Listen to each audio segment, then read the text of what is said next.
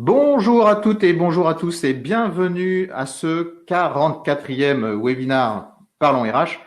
Vous voyez, nous sommes masqués, j'espère que vous allez bien. Alors, on a aéré la salle, on a mis du gel hydroalcoolique sur les mains, je vous rassure. En tout cas, on espère vraiment que vous allez bien.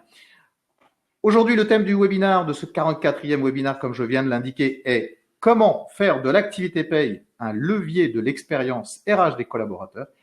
Et pour traiter de ce sujet avec vous ce matin, j'ai le plaisir de recevoir Jean-Marie Mosiconacci, qui est directeur général de SD Works France. Bonjour Jean-Marie. Bonjour Thomas, bonjour à toutes et à tous. Merci beaucoup d'être là avec nous ce matin pour traiter de ce sujet. Alors, je vous rappelle les modalités des webinaires Parlons RH. D'une part, vous pouvez télécharger la présentation. Je vais remettre mon masque à chaque fois, pardon. Vous pouvez télécharger, ne te rapproche pas trop non plus. Vous pouvez télécharger la présentation à l'issue du webinaire. Vous pouvez évaluer le webinaire. Vous pouvez nous mettre des commentaires et vraiment, on y accorde beaucoup d'intérêt. Donc, n'hésitez pas à poster vos commentaires sur ce webinaire ou sur d'autres webinaires que vous voudriez que l'on traite. Là, l'activité paye était remontée comme une activité intéressante pour vous. Donc, d'où ce webinaire aujourd'hui. Alors, de quoi va-t-on traiter justement, c'est les trois grandes questions. De quoi va-t-on parler? Jean-Marie va répondre à cette question. Qu'est-ce que l'expérience RH des collaborateurs et pourquoi parle-t-on de paye quand on parle, et qu'est-ce que la paye? Alors, je ne sais pas si on rentrera dans des propos de ce type, mais en tout cas, on va décrire le sujet. On va voir en quoi c'est important de traiter de cette thématique pour les DRH et quels bénéfices on peut en retirer, notamment pour les acteurs de l'activité paye. Et puis, bien sûr, on verra comment faire, comment procéder, par quelle étape passer, et tout ça illustré de différents exemples. Ce qui me semble très important durant ces webinaires, c'est pas d'avoir un propos unidirectionnel, c'est bien sûr de pouvoir échanger avec vous et de partager vos retours d'expérience. Donc, n'hésitez pas à poster vos questions dans la boîte de chat. Elle est là à cet effet. N'hésitez pas à interroger directement Jean-Marie pour qu'il puisse répondre à toutes vos questions. Et bien sûr, le webinaire durera 45 minutes. On s'arrêtera à 11h45. Voilà donc le programme de ce 44e webinaire. Mais avant de commencer, Jean-Marie, est-ce que tu peux nous présenter la société SD Works 75 ou SD Works Étoile ou SD Works France? Alors, c'est un logo 75, juste pour la petite histoire. Étoile, nous fêtons notre 75e anniversaire. SD Works Group a été créé en 1945 en Belgique. C'est un groupe qui est européen. Nous sommes présents dans une dizaine de pays, dont la France. Au total, on est 4600 collaborateurs dans les 10 pays. Nous sommes 250 en France et nous avons le plaisir de servir 250 clients. On a des solutions de paie, de gestion des temps, de tout ce qui est digitalisation des process RH. Et nous sommes basés à La Défense avec un site à Bidart, près de Biarritz, dans les Pyrénées-Atlantiques. Est-ce qu'on peut dire éditeur et prestataire de services? Alors, on est sur nos propres solutions, c'est-à-dire qu'on développe une solution, mais on ne vend pas que de la licence, on va dire. On utilise nos plateformes que nous développons pour les proposer à nos clients et pour faire du service dessus. D'accord. Tu me disais juste avant de commencer que tu étais très content parce que vous connaissiez une forte croissance. Est-ce que tu peux nous en parler 2 secondes? Alors oui, en France, on a été, il y a 4-5 ans, on devait être 50 ou 55 collaborateurs. Aujourd'hui, on est 250. Alors pour être précis, 240 et on a une dizaine d'embauches en cours qui vont arriver entre maintenant et janvier. On a eu une très forte croissance depuis 4-5 ans, ce qui est pour moi très très positif. L'actionnaire doit être content. Alors on n'a pas d'actionnaire, cher ami. On n'a pas d'actionnaire. On a un statut particulier belge, donc on ne verse pas de dividendes, mais la croissance, on pense souvent, c'est vrai qu'on pense souvent aux actionnaires, tu as raison de le mentionner, mais la croissance, je peux vous dire que moi depuis 4-5 ans, on voit un vrai effet sur les collaborateurs, puisque on a créé des nouveaux emplois, on a fait de la mobilité, on a créé des postes de middle management, on a déménagé dans des locaux qui sont, selon moi, qui sont vraiment sympas.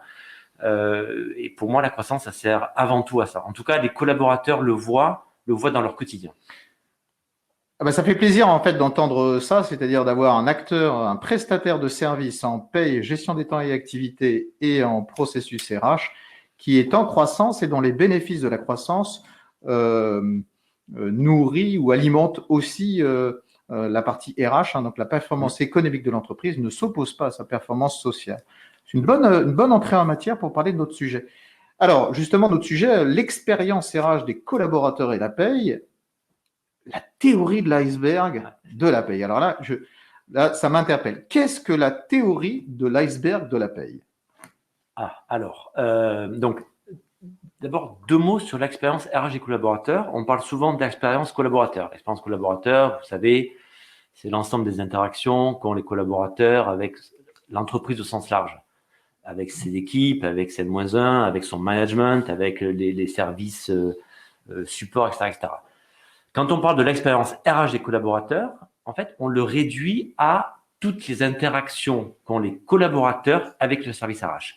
Donc, si une expérience RH est réussie, cela signifie que tous les collaborateurs ont une idée positive et un sentiment positif par rapport au service rendu par le département RH. C'est ça l'expérience RH des collaborateurs. Okay. Ça, c'est l'expérience RH des collaborateurs. Ouais. Et alors, c'est quoi la théorie de l'iceberg de la paye? Alors, de la paye, c'est que on pense souvent, quand on parle d'expérience RH des collaborateurs, on pense souvent à talent management, la formation, mais il n'y a pas que ça. Il n'y a pas que ça. C'est-à-dire que aujourd'hui, quand on fait de la paye, ce que voit le collaborateur, pour moi aujourd'hui, la paye ne participe pas à l'expérience RH des collaborateurs de façon positive. Ça participe que de façon négative. Si la paye est fausse, le collaborateur n'est pas content. Si elle est juste, il n'est pas plus content. C'est normal. Ouais, c'est normal. Mais le point, c'est que aucun collaborateur ne voit tout ce que fait le service paye pour lui. Je dis bien pour lui, parce que ce que voit le collaborateur, c'est la partie visible. Hein, c'est en gros son net, ce bulletin, son net, éventuellement les compteurs de congés payés, éventuellement. Tout ce que fait le service RH, donc c'est 99%, voire 100% de son temps, c'est le bas de l'iceberg. Donc, ça intéresse les URSSAF, en gros, c'est tout ce qui est déclaratif. Hein. Ça intéresse les URSSAF, ça intéresse l'ADRH, parce que si on se trompe en termes de déclaratif, il peut y avoir des pénalités. Donc, ça va intéresser le DAF. Et le DAF va pas être content si on a sous-cotisé et qu'il y a des régules qui n'étaient pas posées dans son budget. Honnêtement, ça va m'intéresser moi en tant que DG, puisque si on avait un problème au niveau du déclaratif avec nos clients, nous, on porte la responsabilité contractuelle de la conformité des déclaratifs. Et moi, en toute transparence, si on a un problème de DSN avec nos clients, je pense à quoi? Je pense pas aux collaborateurs. Je pense pas à l'expérience RH. Je pense, oups, je vais prendre des pénalités. Les OPS, bien sûr, les organismes de protection sociale regardent ça. Et aujourd'hui, le collaborateur, toute la partie, encore une fois, immergée de l'iceberg, il ne s'en préoccupe pas. Or, tout ce que fait le service paye au niveau invisible et à la fin pour le collaborateur. Mais ça, je remarque bien après qu'on donne quelques exemples. Mais en fait, j'ai quand même cette question. En quoi est-ce bien compris que la théorie de l'iceberg, c'est qu'il y a une très grande, la majorité, très grande partie de l'activité du service paye qui ne se voit pas pour le collaborateur et qu'il a tendance, presque j'ai envie de dire légitimement, à se concentrer sur son net et puis parfois sur son solde de congé. En quoi est-ce intéressant? Pourquoi il faudrait que le collaborateur y ait accès à cette face immergée? Parce que, en fait, aujourd'hui, la paye, si vous voulez, il faudrait en tout cas que les collaborateurs soient reconnaissants de tout ce que fait le service paye, de tout ce que vous faites pour les collaborateurs.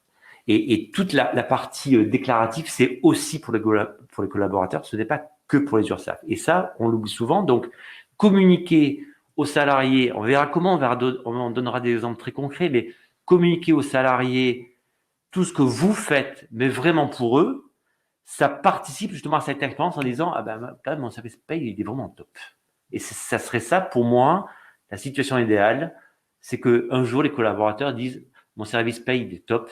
Non seulement les bulletins sont justes, ça c'est la base, et en plus, ils font ça et ça. Et ça et ça, on le verra par des exemples. Eh bien, voilà en tout cas un cadre posé, celui de l'expérience RH des collaborateurs et de la théorie de l'iceberg. Donc, on va poursuivre le questionnement et le webinaire, mais je vous invite encore une fois à poser vos questions à Jean-Marie qui est là pour y répondre et puis aussi pour répondre, pour échanger avec vous sur vos éventuels retours d'expérience sur cette thématique.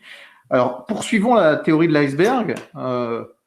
Donc, une très grosse partie est invisible, mais encore une fois, j'y reviens. Pourquoi c'est important que de, comment est-ce qu'on veut dire, rendre visible toute cette partie basse de l'iceberg?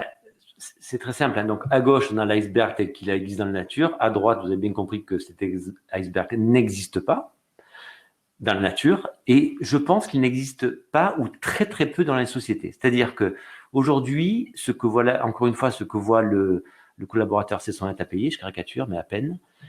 Et communiquer tout ce que fait la paye pour le collaborateur, ça participe justement à cette expérience RH des collaborateurs.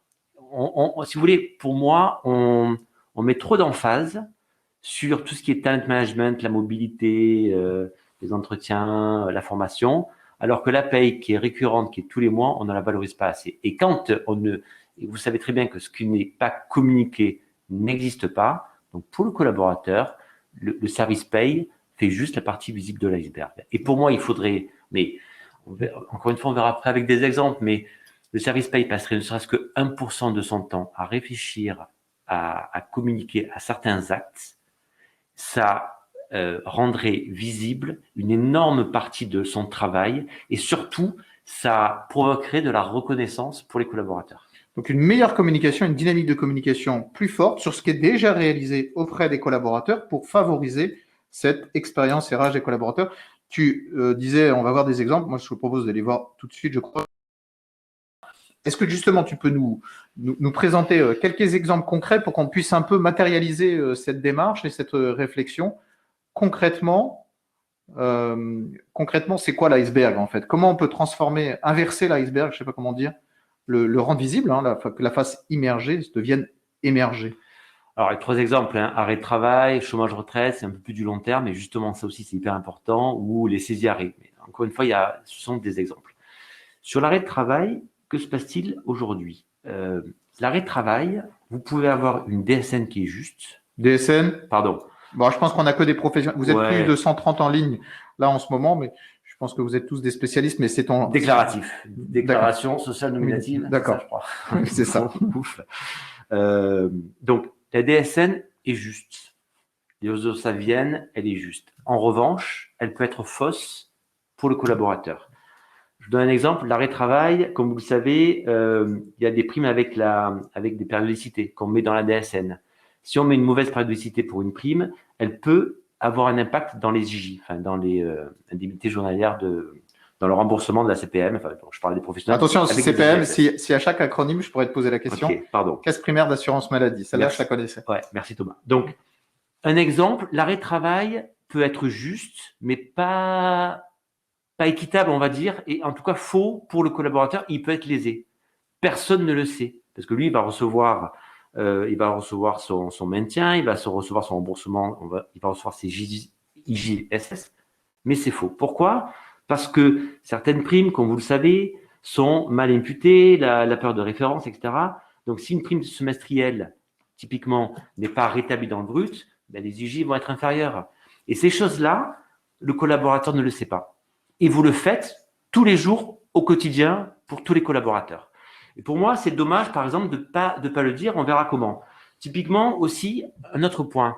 Si vous, professionnel de la RH, tardez à transmettre, c'est la base, hein, mais à transmettre l'arrêt de travail pour le remboursement, vous savez très bien que le collaborateur va être impacté d'un point de vue réception des paiements. Donc, dès que vous recevez un arrêt de travail, vous le transmettez. Pourquoi ne pas le dire aussi? Concrètement, vous faites un courrier, on verra comment on peut l'automatiser, ça prend pas de temps. Le collaborateur reçoit un courrier en disant « Nous avons bien pris en compte ton arrêt de travail, merci de nous l'avoir envoyé. Nous l'avons transmis dans la journée à la CPAM pour que tu sois remboursé selon telle et telle prérogative. » Pour moi, ça participe à l'expérience RH des collaborateurs. Et c'est la paie qui doit en être l'acteur. Autre point, c'est tout bête, et ça m'est arrivé à moi personnellement, quand je suis entré dans une société, j'avais les bonnes cotisations pour ma mutuelle. Or, je n'étais pas affilié. Donc, moi, j'avais rempli le dossier. Le dossier, je ne sais pas où il est passé. Je n'ai pas été affilié. Je ne suis pas un gros consommateur de soins de santé. Mais au bout de 9 mois, on m'a dit, j'étais allé voir le médecin, on m'a dit, vous n'êtes pas connu de la mutuelle. Et c'est curieux. Donc, ne serait-ce qu'avec un arrêt de travail, parce que l'arrêt de travail, il y a le remboursement des IGSS, mais aussi le remboursement des soins si on est malade. Donc, ça voudrait dire que si, lorsque vous faites une affiliation, que le collaborateur remplit son affiliation, parce que c'est lui qui doit le faire pour la mutuelle, et que vous lui dites bien, OK, on a bien rempli, vous lui faites un petit courrier qui arrive dans son coffre-fort électronique, on a bien reçu et on l'a transmis à la mutuelle, donc à partir de maintenant, tu es bien couvert et tu seras remboursé selon les modalités de notre mutuelle. Je pense que ça participe. Ça rend visible ce que vous faites, tout simplement. En fait, j'entends deux messages. C'est conformité et communication. C'est-à-dire que il s'agit évidemment pas de communiquer si les choses sont fausses ou erronées ou mal faites ou dysfonctionnent. Donc la première étape est évidemment que les choses soient bien faites, mais ça ne suffit pas à l'expérience RH des collaborateurs, en fait, à promouvoir les droits des collaborateurs et promouvoir aussi l'action de l'entreprise employeur vis-à-vis de ses collaborateurs. Il y a effectivement tout un ensemble d'activités qui sont sous la surface de l'iceberg sur laquelle il convient de communiquer. C'est bien ça le propos. Mais absolument, absolument. On ne rajoute pas de charge de travail, on n'en rajoute rien, si ce n'est un peu de communication. Vous allez voir que la communication, ça peut être extrêmement simple. Parce que tout de suite, on peut se dire, oulala, je prends mon courrier, un courrier par collaborateur, par régie, j'ai 8% d'absentéisme par an, j'ai 1000 collaborateurs, ça me fait 800 courriers. Enfin, je ne sais pas combien, mais ça peut ne pas se passer comme ça. Vraiment. Il y a saisie-arrêt. Tu as deux mots sur le saisie-arrêt ou c'était juste Si, non, le chômage retraite. Oui, pardon, oui. Parce que ça, on peut parler de la saisie-arrêt aussi. Chômage retraite, juste dans l'ordre. Ça, c'est la partie la plus invisible. Parce que le chômage, bon, ça arrive, j'espère, pas souvent. Et la retraite, ça arrive une fois dans la vie. Non, une fois dans la vie. Donc là, et ça impacte le futur. Donc, honnêtement, on n'y comprend rien. Et je voyais une question sur comment communiquer sur un sujet aussi technique. Ça peut être très simple. Sur la retraite, on peut très bien faire une attestation annuelle en disant, et en expliquant, mais vous avez raison, madame ou monsieur, sur le côté, c'est un sujet technique, mais on peut le rendre simple. On peut le rendre simple. Vous savez que le bulletin de paye, c'est la vitrine sociale, c'est la vitrine de la politique sociale d'un pays. Au Royaume-Uni, ils ont 4-5 lignes. Nous, on en a peut-être une quinzaine. Et c'est autant de droits qu'on a de lignes, pratiquement. Donc, ça, il faut le rendre visible. Et on peut très bien l'exprimer de façon très, très simple. Donc, sur la partie chômage retraite, sur la retraite, on peut très bien envoyer chaque année une attestation en disant, ben voilà, nous avons bien cotisé à telle et telle caisse. Ça veut dire que quand tu seras à la retraite, ne t'inquiète pas, tu auras tel trimestre, etc., etc. Sur la partie chômage, alors paradoxalement, mis à part pour les CDD, j'y reviendrai, mais pour les CDI, quand il y a un départ, quand il y a un départ et donc du chômage derrière, c'est plutôt, je trouve, plutôt bien expliqué. Alors peut-être tout le monde ne va pas être d'accord avec moi, mais en général, on prend le temps. Le départ est toujours un peu compliqué. On prend le temps de bien expliquer le bulletin, les droits, ce qui a été pris en compte, que la prime qui a été versée il y a 6 mois sera prise en compte dans les allocations chômage, etc., etc. Ça, en général, pour le CDI, c'est bien expliqué. Pour le CDD, quand il y a beaucoup de volume, quand il y a des activités ou qui sont consommateurs de CDD, je trouve, pour avoir vu autour de moi, c'est plus un acte presque administratif et on ne prend pas assez le temps d'expliquer à un CDD s'il s'en va ou s'il part, si on ne renouvelle pas sa période, tous les droits qu'il va avoir, le chômage qui a été pris en compte pour son calcul des droits chômage. Voilà. La saisie-arrêt, on peut en dire deux mots aussi. On a le temps, si tu peux en dire deux mots, juste deux mots. La saisie-arrêt, en plus, c'est compliqué. Vous voyez, arrêt de travail, chômage retraite, saisie-arrêt, c'est pas des événements hyper sympas qui arrivent dans une vie quand même. Donc, si on peut arriver, alors je vais pas mettre un peu de douceur, mais en tout cas un peu de pédagogie pour amortir un peu le choc, je pense que c'est la responsabilité du service paye. Et en plus, comme on l'a vu, ça va améliorer cette expérience RH des collaborateurs. Sur la saisie-arrêt, vous savez très bien, c'est pas vous que je vais l'apprendre, qu'il y a des barèmes, qu'il y a un aide qui doit être garanti en fonction des personnes à charge. Ces personnes à charge impactent le barème. Donc, communiquer que, parce que quand on a un saisie-arrêt, alors sauf les habitués, mais souvent ça fait un peu mal, on ne sait pas ce qui se passe. Est-ce que j'ai des, ça va durer combien de temps? Est-ce que je vais avoir quelque chose, sur mon salaire à la fin du mois, ou est-ce que je peux être en zéro?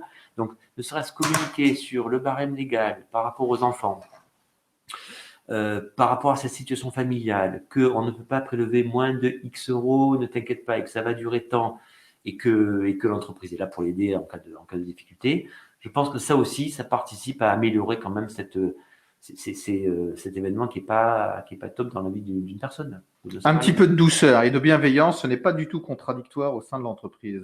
Je retiens aussi cela. Alors, il y a Nathalie, Oriane et Stéphanie qui te posent des questions, donc n'hésitez pas à continuer à poser des questions et on va prendre ces questions-là dès maintenant, avant d'attaquer la troisième partie sur le comment procéder. Nathalie te pose la question suivante. Il serait peut-être important de mettre en place une communication pour rappeler aux collaborateurs l'importance de leurs droits. Oui, absolument. Alors ça, c'est vraiment, Nathalie, merci, parce que ça, c'est vraiment la base. Et c'est vrai que quand on arrive dans une société, même quand on est depuis 10 ans, on ne connaît pas forcément nos droits. Le seul petit bémol que je mettrai, c'est que quand on fait ces communications-là, ce sont des communications qui sont génériques. Et si elles sont génériques, ça veut dire qu'elles doivent embrasser tous les cas. Vous êtes en CDD, vous êtes en CDI, vous êtes moins de 6 mois, plus de 6 mois, vous avez droit au 13e mois ou pas au 13e mois, etc., etc. Et ça peut être ça peut être rébarbatif, ça peut être honnêtement une communication qui est laissée dans un tiroir, au mieux, au pire, par mail, dans la corbeille du salarié. Donc, pour moi, l'important serait, vous avez raison Nathalie, c'est important, peut-être quand on embauche des collaborateurs, leur faire un petit kit, ça c'est entièrement d'accord. Après, ce qu'il faut, c'est le faire vivre en fonction de la situation même du salarié.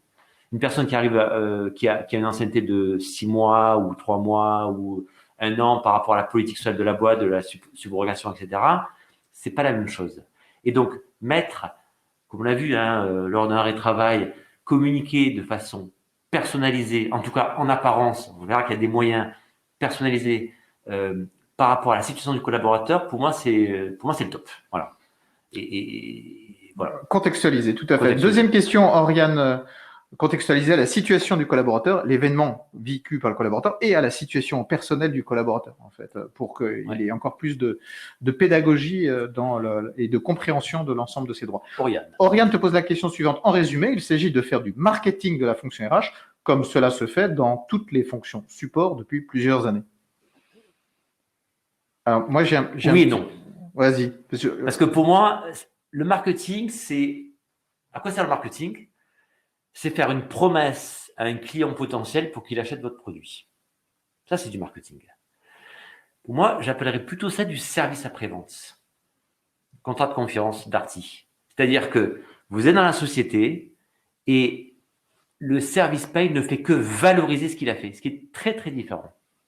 On peut appeler ça du marketing, ça peut être du marketing social, mais globalement, le marketing, parfois, en plus, au niveau du commun des mortels, du grand public, ça peut avoir une connotation un peu négative. Ça peut être de la surpromesse, ouais, c'est du marketing, c'est de la pub, c'est des réclames des années 90. Pour moi, c'est pas tout à fait ça. C'est juste valoriser ce que vous faites au quotidien. Le valoriser, mais et redonner du sens à la paye. Et encore une fois, la paye, c'est pas que les déclaratifs, être en ligne avec les URSSAF, ce n'est juste pas ça. Alors, je peux que souscrire. Désolé, je prends un petit peu la parole. Je change un peu de casquette là, puisque Parlons RH est une agence de marketing RH. Non, mais 2 secondes. Je peux que souscrire à ton propos en fait. Et je mettrai juste l'accent sur une chose. Moi, ce qui me semble très intéressant, c'est de voir tout le gisement de communication, de levier d'amélioration de l'expérience RH de collaborateurs au travers d'une activité, la paye, dont on parle quasiment jamais. On en parle quand ça se passe mal. Et oui, on parle beaucoup du recrutement, de la marque employeur, de la qualité de vie au travail, des paniers de fruits et des paniers de fruits frais et des séances de yoga, quand on pouvait en faire hors Covid. Mais en revanche, on a une activité qui est extrêmement importante, qui représente parfois la majorité de l'effectif de la fonction RH, l'activité paye et administrative, qui est tous les mois, qui est tous les mois, et qui a énormément de valeur. Donc ça, je trouve ça extrêmement intéressant. Il ne s'agit pas de le promouvoir au sens marketing un peu péjoratif du terme, il s'agit d'en faire une communication pédagogique et de rappeler à tout à chacun ses droits et tout ce que fait l'entreprise au quotidien pour les collaborateurs et qu'effectivement on passe sous silence, même si c'est normal de le faire, c'est légal ou normal, on peut très bien le communiquer. Ouais, mais j'ai trop souvent entendu dans ma vie en tant que DGS des Works, hein, parce qu'on est prestataire de paye et de RH, mais aussi dans mes anciennes sociétés où lorsque j'étais salarié, j'ai trop souvent en train de dire la paye, ils ont encore fait n'importe quoi, ils sont encore plantés. Franchement, ça fait mal au cœur parce que connaissant maintenant un peu le métier depuis 20 ans, c'est un métier dur, pardon, mais parfois ingrat, et je trouve que nous faisons un métier un peu ingrat, peut-être qu'il n'y a pas forcément de reconnaissance, et je trouve que parfois il n'y a que des coups à prendre. Et le service paye en interne, c'est la même chose, c'est la même vue pour les collaborateurs. Ah, ils sont encore plantés. Mais ils ne savent pas tout ce que vous faites au quotidien, mais pour eux. Vraiment pour eux. C'est pas pour les URSSAF, hein. C'est pour eux. Et le valoriser, à mon sens, encore une fois, c'est pas très compliqué. Le valoriser, ça participe à la visibilité. Alors, on peut l'appeler marketing interne, mais ça participe à la visibilité et je pense à la sérénité des collaborateurs. Alors, Nathalie te pose une autre question. Sans service paye efficace, ils ne peuvent pas rentrer dans leurs droits, mais comment le leur faire comprendre? Non, mais ça, entièrement d'accord, Nathalie. Déjà, il faut que la paye soit efficace. Déjà. Donc, c'est deux concepts, hein, c'est que ça soit juste et à l'heure. Ok, ça c'est la recette est extrêmement simple, difficile à exécuter, mais extrêmement simple. Mais leur faire comprendre, c'est vraiment. On verra après le comment. On verra. Je me permettrai de répondre juste après Nathalie parce qu'on verra après le comment. Et encore une fois, il y a des recettes qui sont très simples. On n'a pas besoin de. Alors peut-être que vous pouvez faire appel à des agences de marketing RH, comme par le RH, mais vous pouvez aussi le prendre vous sur un projet paye. Le problème, c'est que je trouve que toute l'entreprise souvent se met en mouvement, le commerce, le marketing, la production, il faut améliorer, etc. Et parfois la paye, mis à part de la productivité qu'on vous demande de faire, il n'y a peut-être pas grand-chose. Enfin, pardon, mais en tout cas, c'est mon sentiment et c'est ce que je vois autour de mes clients. Donc, il n'y a pas grand-chose. Et donc, ça serait un projet un peu fédérateur pour les équipes paye, arriver à ça, et qui a une grosse visibilité et encore une fois, un impact très positif sur l'expérience collaborateur et donc l'expérience RH des collaborateurs. Alors, on va passer au comment, mais peut-être la question de Stéphanie. Je partage ce point de vue, mais quoi communiquer sur un sujet aussi technique? C'est la difficulté. Mais merci Stéphanie. Est-ce que tu veux qu'on bascule sur le comment pour répondre à cette question? Ouais, allons-y. Alors, comment est-ce qu'on fait? Comment est-ce qu'on fait pour justement communiquer sur des aspects techniques? Comment est-ce qu'on fait pour donner vie à cette dynamique de valorisation de la face immergée de l'activité paye? Déjà, j'ai donné 4 exemples, mais en fait, les exemples, les icebergs, ils sont différents en fonction du pôle Nord ou du pôle Sud, c'est-à-dire qu'en fonction des entreprises. Quand on a une population jeune, ce n'est pas pareil que quand on a une population âgée. Quand on a une population principalement de CDD, c'est pas pareil qu'une population de CDI, de cadres d'ouvriers, etc. Donc, ça veut dire que globalement, chaque entreprise a ses propres icebergs. Et chaque entreprise doit réfléchir sur dire, OK, par rapport à ma population, qu'est-ce que je dois communiquer, sur quoi je dois mettre l'emphase. Donc, on recense les icebergs. Et ça se fait au niveau de la paye. Enfin, au niveau, vous êtes 3-4 services paye, vous mettez la DRH au milieu, vous regardez comme les exemples que j'ai donnés tout à l'heure. C'est quoi un exemple d'iceberg? Oui, c'est par exemple la saisie arrêt? Par exemple, la saisie arrêt, les IJ, si vous en avez peut-être des populations qui sont plus à risque socialement, donc il y a pas mal de saisie arrêt, donc ça vaut peut-être le coup de regarder. Quand vous je tape sur la table. Quand vous en avez un par an, c'est pas le sujet, mais peut-être que c'est le sujet. Les IJSS en général, le congé maternité, le congé paternité qui risque d'arriver. Il y a parfois des vagues de licenciements dans les entreprises, malheureusement. Donc, le chômage partiel, le télétravail, tout ça. Exact, mais tout ça. Donc, ces icebergs-là sont vraiment entreprise par entreprise. Alors, bien sûr, il y a un socle. Bien sûr que la maladie, ça fait partie de tous les icebergs. Mais globalement, il faut vraiment que vous fassiez ce petit effort de dire, OK, qu'est-ce qu'on fait tous les jours qui a un impact direct pour les collaborateurs et qui sont difficiles, en tout cas que le collaborateur ne voit pas. Une fois qu'on a fait ça, on fait la liste. Typiquement, tiens, un autre exemple, la règle du 10e. Mais qui comprend au niveau du collaborateur la règle du 10e quand on part en congé? Et ça, tout le monde part en congé. Donc, pourquoi ne pas communiquer lors des vacances? Tiens, tu vas recevoir un salaire supérieur parce que je t'explique, parce que voilà ce qu'on a fait de façon très simple. Très, très simple. Et puis après, Une fois qu'on a recensé, on brainstorm. Alors le soleil, là, c'est le brainstorm, c'est la lueur qui peut apparaître pour justement mettre en lumière la partie immergée de l'iceberg. Donc on brainstorm, on dit, OK, sur la règle du dixième, que faut-il dire? Eh ben, on peut dire si, parce que nous on accorde, tac, et on a en tout cas le quoi. Donc on a recensé les icebergs, on a le thème, on a le quoi, comment l'expliquer. Alors les questions qu'on a eues tout à l'heure, je crois que c'est Nathalie qui l'a posé, c'était comment arriver à expliciter un sujet aussi Stéphanie, en fait. Stéphanie, pardon, Stéphanie. C'est une vraie question, c'est un petit peu de pédagogie, mais moi qui suis pas expert paye, je suis pas sachant paye, honnêtement, on m'expliquera avec des mots simples que la règle du dixième, c'est qu'on a pris en compte pour calculer au moins les primes de façon très très simple. Je pense que ça peut, franchement, c'est pas très compliqué. Et puis après, vous allez dire, oulala, mais j'ai 4, 5, 10 icebergs, je sais quoi dire, mais c'est comment le dire? On va pas en plus, pardon, mais se taper des courriers, des mails, où je mets nom, prénom, etc., pour envoyer ça aux collaborateurs. Mais il y a des façons très très simples, notamment de digitaliser tout ce qui peut l'être. Ça, c'est très facile avec des plateformes de SIRH, de paye. Enfin, c'est très facile en tout cas avec nous, avec nos plateformes, avec nos offres, et c'est extrêmement facile. Donc, vous appuyez sur un bouton, le collaborateur reçoit dans sa coffre-fort électronique son attestation pour les IGSS en disant nous avons bien communiqué à la caisse, ça a été fait aujourd'hui dès que tu l'as reçu, et en plus tu auras tel et tel droit. Ne t'inquiète pas, tu n'as rien à faire parce qu'on a la subrogation ou pas. C'est vraiment, franchement extrêmement. C'est automatique, quoi. Enfin, presque, j'ai envie de dire, à condition que ce soit paramétré en amont, quoi. Ouais, alors il faut un petit peu travailler en amont pour voir. Sur les icebergs voilà, et les réponses. Sur quoi il faut communiquer. Mais c'est comme le bulletin électronique. Le bulletin électronique qui part aujourd'hui, je pense qu'il y a une grande partie des sociétés qui ont pris le bulletin électronique, personne ne s'en occupe. Ça part dans le coffre-fort, terminé.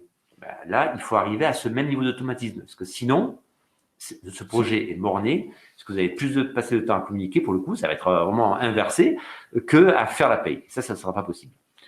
3 étapes, recenser les icebergs, brainstormer, c'est on se met autour d'une table, enfin quand on peut, ou en visioconférence, hein, c'est bien ça, et trouver des solutions à chaque iceberg. Voilà, ensemble. Si vous voulez, tiens, si vous avez une idée par exemple, on peut le faire avec vos questions. Prenons un thème et on essaie de trouver deux, trois axes. Et on va le faire ensemble. Enfin, c'est pas très compliqué. Je suis pas certain qu'on ait suffisamment de temps, mais ça serait effectivement tout à fait possible. Voilà. Donc 3 étapes, recenser, brainstormer, et puis après digitaliser et fluidifier en fait et automatiser le sujet. Ouais, et je dirais peut-être que ce qu'on ne peut pas digitaliser, on laisse tomber. Parce que vous n'allez pas vous rajouter en plus une charge administrative pour envoyer, peut-être qu'il ne faut pas le faire. Mais digitaliser ce qui peut l'être, ça veut dire c'est automatisé. Voilà. Alors, il y a des questions, je continue à les prendre. Isabelle te pose la question suivante, qui me semble plus que pertinente et un peu challenging. Est-ce que les commerciaux des éditeurs de paye ne sont pas responsables de cette vision de la paye? Achetez ma solution paye et vous n'aurez rien à faire qu'à appuyer sur le bouton. Merci Isabelle pour la question. Vous êtes des commerciaux alors, moi je vais vous dire un truc. Je pense que les prestataires de paye ne donnent pas cette vision que devrait avoir le service paye sur ses missions internes, en effet. Et peut-être qu'on est trop sur faites une paye conforme et à l'heure. Vous avez certainement raison. Et on n'a pas dépassé, je pense, en effet, cette vision et un parti pris pour dire, OK, dans votre offre, monsieur ou madame le client, il y a 3 choses qui sont importantes. 1, la conformité. 2, le temps, le juste et à l'heure. Et 3, tout ce que vous faites, on va améliorer l'expérience RH de la paye par rapport à nos plateformes. En effet. Et je ne suis pas sûr d'ailleurs, nous, qu'on soit les meilleurs d'un point de vue commercial à proposer ça non plus, en effet. Alors, juste un point, ce pourquoi on fait un webinaire avec SD Works et Jean-Marie Mosé-Konatis, justement, c'est parce que la paye, effectivement, est souvent perçue comme une commodité. Et donc, quand c'est une commodité, c'est-à-dire qu'elle est en temps et en heure, enfin, en temps, en heure et juste, l'élément de choix est un prix. Il se trouve que dans l'échange avec Jean-Marie, il y a une autre vision qui se développe chez SD Works France, de la paye, et on l'a mis, je crois, dans ce titre de webinaire, c'est la paye, ce n'est pas juste la paye, quoi. Une paye juste, ce n'est pas que ça. C'est bien plus, c'est bien le propos. Et donc, peut-être que l'activité commerciale du marché est cela. Je pense qu'il y a vraiment une opportunité pour développer une autre vision de la paye, mais parce que c'est la réalité, la face immergée de l'iceberg représente une activité extrêmement importante qui est plutôt sous-valorisée. Tu voulais rajouter? Non, je pensais à un truc, pardon, par rapport à la réflexion d'Isabelle. Si un commercial, là, je vais peut-être pas prêcher pour ma paroisse, mais j'aimerais un retour de votre part au niveau de tous les participants sur le webinaire. Si un commercial arrivait avec ce discours et des solutions, il faut aussi qu'il y ait des solutions, parce que sinon, là, pour le coup, ça s'appelle du marketing, mais du faux marketing, du marketing avec des surpromesses. Mais si vous pouvez lui dire oui, j'adhère ou non, j'adhère pas, si vous aviez des commerciaux qui arrivent en disant, voilà, la paye, voilà, nous, voilà ce qu'on fait pour nos clients, et en plus, on fait ça, est-ce que vous y serez sensible? Est-ce que vous y seriez sensible? Et est-ce que ça pourrait vous faire penser à changer de prestataire? Voilà, si vous, à la limite, pendant la fin du webinaire, si vous pouvez juste réagir là-dessus, c'est une réponse à une question qui m'intéresserait. Il nous reste 10 minutes, alors n'hésitez pas à répondre à cette question. Qu'est-ce que vous en pensez en fait de ce propos-là, et est-ce que ça peut… Et des solutions aussi. Et des solutions, tout à fait, avec une solution. Oui. Alors, je continue sur les questions. Christine, en ce moment, chez nous, on gère même les retards. Alors, c'est un retour d'expérience, même les retards d'indemnisation de la CPAM. Ils ont actuellement un retard de 40 jours et idem côté mutuel. Ah oui, mais je vois bien. Alors, on le fait. Alors, les retours CPAM, on le fait pour quand nos clients ont choisi l'externalisation totale, c'est-à-dire qu'ils nous ont délégué la fonction paie, on le fait pour nos clients. Donc, je vois très très bien ce que c'est, et c'est très long, très fastidieux. Dans les problèmes d'indemnisation, il y a deux sujets. Il y a est-ce que la CPAM est en retard, ou est-ce qu'ils ont les bonnes, est-ce qu'on a fait la bonne déclaration? Il y a trois sujets. Est-ce qu'on a fait la bonne déclaration, ou est-ce que c'est un problème interne CPAM, ou est-ce que le collaborateur a bien donné ses bonnes infos, parce que c'est ça aussi, son bon RIB, etc. Nous, on le traite. On a pas mal de clients pour lesquels on le fait. Alors, c'est des milliers d'échanges par mois. Hein, et on arrive à classer tout ce qui est du ressort de la CPAM, problème interne de gestion CPAM, et problème du collaborateur. Et ce qu'on fait, c'est qu'on le communique à nos clients, et les clients ont les billes pour dire « Ok, c'est le problème de CPAM, désolé, pas grand-chose, mais où c'est aussi ton problème parce que tu n'as pas communiqué le bon RIB, ou tu as changé d'adresse, tu n'as pas communiqué, le colis s'est perdu, ou que sais-je. » Donc ça, on le fait en effet, mais après, contre les retards CPM, malheureusement, on n'y peut pas grand-chose. Mais au moins, on est capable de communiquer pour dire « Je sais, j'ai communiqué, le problème, c'est que tes informations sont bonnes, on l'a communiqué en temps à l'heure, mais tu n'as pas de… Voilà, malheureusement, il ne faut pas patienter, malheureusement. Alors, je continue sur les questions. On va essayer de répondre de façon… Non, mais c'est très bien, mais comme il nous reste encore 5 minutes, mais pour essayer de prendre le plus de questions possible. Quid du prélèvement à la source? Ce sont des données personnelles relatives à la paye, et ça, c'est Laure qui te pose cette question, mais serait-ce utile de communiquer sur le sujet, sur le prélèvement à la source, notamment sur les mises à jour des taux lors d'événements personnels, naissance par exemple, et mise à jour des taux après la campagne de déclaration, et modulation possible des taux en fonction de l'évolution du salaire? C'est une bonne question. Jusqu'où peut-on aller dans l'ingérence? Enfin, de l'ingérence. Alors, de la com, quoi. Oui. Moi, alors, à mon avis, c'est un sujet dans lequel je ne rentrerai pas. Parce que c'est impôt. Et si vous commencez… Alors, vu votre question, je pense que vous avez une grosse fibre RH et que vous voulez aider vos collaborateurs. Je pense qu'il y a des sujets dans lesquels il ne faut pas rentrer, c'est les impôts. Et rappelez-vous, lorsqu'il y avait, quand on a mis en place le PASS 2019, quelque chose comme ça, ou 2018, je sais plus. Je pense 2019, je pense. Il y a une grosse, alors je trouvais très très bien faite, une grosse communication de la part des impôts. Et nous, on a fait des formations pour nos clients sur le PASS, c'est quoi? Mais ce qu'on disait, en tout cas c'est notre parti pris, c'est de dire ne communiquez pas. Parce que c'est un problème avec les impôts. Et si vous commencez à être challengé sur pourquoi j'ai 38, ou pourquoi j'ai 20, ou pourquoi j'ai 5%, pourquoi j'ai 0, pourquoi il est augmenté, je pense que malheureusement, alors là pour le coup, vous n'allez pas vous en sortir. Donc je pense que c'est un peu… comment dirais-je, ça part d'un très très bon sentiment, mais je pense qu'il faut le laisser aux impôts. Au moins, la réponse est claire. Tino te pose la question suivante. Bonjour, parfois nous avons l'impression de faire un cours de paye aux salariés. C'est fastidieux et usant, et surtout quand ils ne comprennent rien. Quand ils ne comprennent rien ou ne veulent pas comprendre. Ouais, mais oui, je comprends. Je comprends. Et oui, et les persévérances, on peut dire ça. Persévérance et pédagogie, c'est que persévérance et pédagogie. Vous savez, alors, je parlerai pas de la paye, je parlais des informaticiens. Quand un informaticien m'explique l'informatique, je n'y comprends rien. Et quand c'est quelqu'un qui m'explique de façon très simple, je peux comprendre. Et je pense que parfois la paye, c'est un peu pareil, c'est un sujet extrêmement technique. Et parfois, on ne se met pas à la portée des gens qui n'y connaissent rien. Et on a eu les débats internes en disant oui, mais tout le monde c'est ce que c'est la subrogation ou les IJ ou le maintien de salaire ou le salaire établi. Ben non, en fait non. Et donc il faut l'expliquer avec des mots très très simples. Mais je suis d'accord que Tino, c'est un challenge, hein, c'est un challenge. Mais il faut vulgariser le discours. Alors, encore quelques questions. Je vais te demander des réponses très courtes, si dans la mesure du possible. Il faudrait, au-delà de la paye, insister sur le rôle de conseil et d'accompagnement du gestionnaire paye. Oui, mais ce conseil et cet accompagnement se fait, à mon avis, hein, il faut donner envie aux gens d'aller vous voir. Et donc, pour donner envie aux gens d'aller vous voir, il faut qu'ils sachent ce que vous faites. Les questions de Caroline. Les outils permettant cette automatisation existent-ils vraiment? Les outils paye sont souvent extrêmement, je suppose, centrés sur le bulletin et le déclaratif et le SI sur le reste.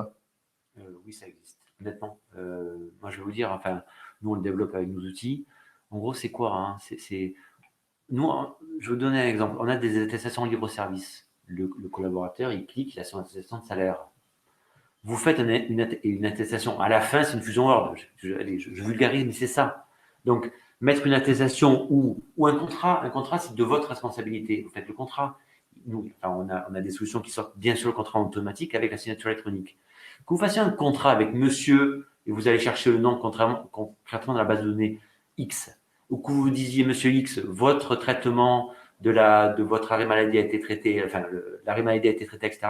C'est la même chose. Donc oui, ça existe et c'est hyper simple, hyper simple. Et Claire pose la question suivante. C'est intéressant, se parler de ta question, mais un outil paye vient à l'appui d'une politique RH. Les deux doivent danser ensemble. L'outil paye ne peut pas se déployer dans toute son envergure si les ambitions RH de l'entreprise ne sont qu'administratives. Oui, Claire, vous avez raison.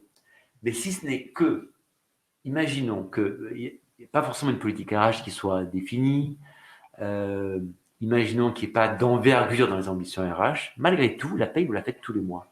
Et malgré tout, vous êtes peut-être sur une RH un peu plus administrative. OK. Mais la théorie de l'iceberg, du coup, s'applique, mais parfaitement. Et je dirais même encore plus, puisque si vous n'avez pas de talent management, de politique de mobilité, etc., ben allez, communiquez au moins sur ce que vous faites tous les mois. Voilà. Jean-Marie, pour clore ce webinaire, deux questions à ton attention. C'est toujours les mêmes questions lors des webinaires Parlons RH. On les termine toujours par ces deux questions. Quel est ton actu business et ton coup de cœur?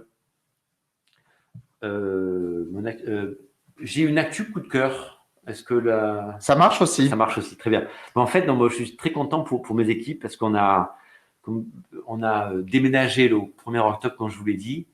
Écoutez, et tout le monde, donc ça c'est l'actu, et le coup de cœur c'est que tout le monde est ravi, et je suis très content pour eux, tout le monde est ravi des locaux, du côté sympa, du côté convivial, de la proximité, parce qu'on avait fait des études sur qui perd du temps, qui en gagnait 95%, vraiment 95% des collaborateurs gagnent du temps dans la défense.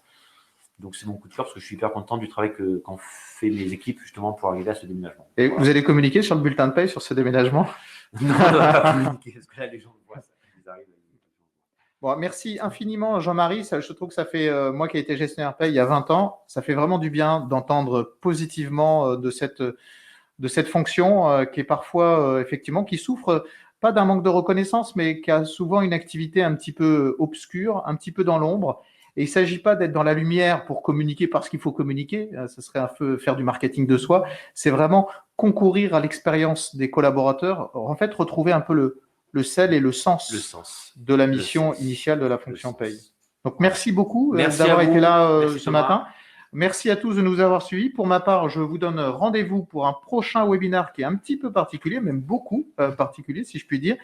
Une table ronde exceptionnelle co-organisée avec la société Cornerstone sur comment l'IA, donc l'intelligence artificielle, peut-elle être au service de l'expérience collaborateur, on y revient, et notamment au service de la fonction RH et du développement des compétences. J'aurai le plaisir d'interviewer trois experts de cette thématique. Marc Lagriffoul, qui est directeur talent management et cadre supérieur de la SNCF.